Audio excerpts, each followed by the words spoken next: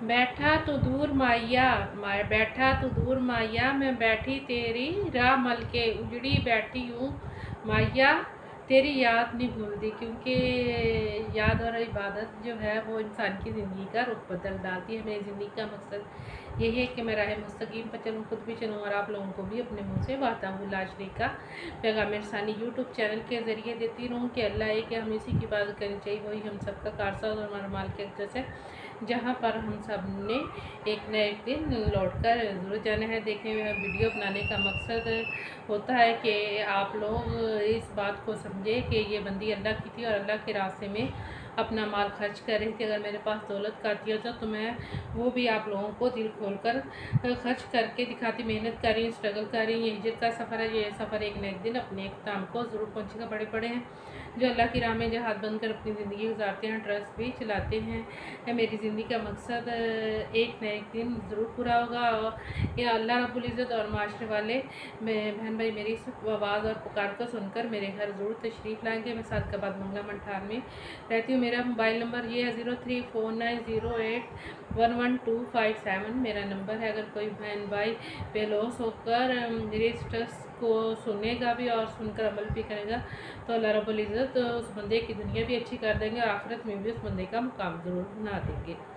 मुकाम बनाने से ही बनता है, मेरा कब और किस टाइम मुकाम बनाएंगे ये वही बेहतर जानते हैं। आज बिस्मिल्लाहिर्रहमानिर्रहीम शुरू करती हूँ अल्लाह का नाम लेकर जो नहायत मेहरबान और रहम करने वाला है। याद और इबादत से इंसान की रूहानियत को सुकून मिल जाता है। माही दूर है मगर याद जो है वो हमारे सीनों में मौजूद है। अगर हम लोग शाना बशाना होकर चलेंगे तो तभी हमें अपने माही की याद भी आएगी और उसकी नज़र भी हम तक ज़रूर पहुँचेगी। जब कमली वाले की नूर की रोशनी अपने नेक बंदों तक पहुँचती है तो इंसान का जो वैरान खाना होता है दरूद की वसीले से वो भी आबाद हो जाता है। ज़माना बंदे को उजाड़ देता है मगर जो ऊपर वाला है वो अपने बंदों का दिल देखता है कि मेरा बंदा कहाँ तक जाता है। जब इंसान वहम गुमान में मुब्तला रहता है तो अपनी ज़िंदगी कश्मकश में डाल देता है कि मेरा इस दुनिया में सब कुछ चला गया है, यहाँ तक कि मेरा अंदर भी खाली हो गया है। जब इंसान को अपने महबूब सल्लल्लाहु की खुशबू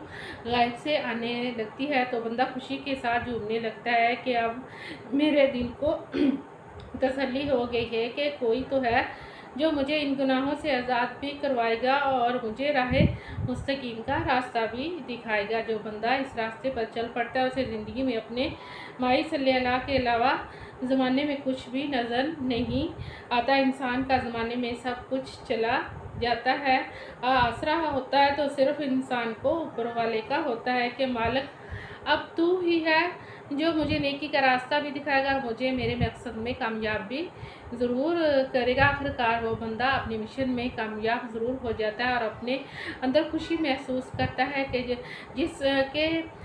कि मैं इस ज़िंदगी का इंतज़ार कर रहा था कि मैंने इस माशरे में सब कुछ बनाकर दिखाना है। इंसान जो होता है वो इंसान को उजाड़ कर रख देता है मगर पाक परवरदिगार जो है वो इंसान को भलाई का रास्ता दिखाता है और वाहदाहुल्लाह शरीक का पैगाम देता है। वो बंदा खुद अपनी ज़ुबान से निकला हुआ हर लफ्ज़ उसका एक दिन ज़रूर पूरा भी होगा और दुनिया देखेगी कि ये बंदी अल्लाह की थी और मगर किसी ने इसकी कदर नहीं की।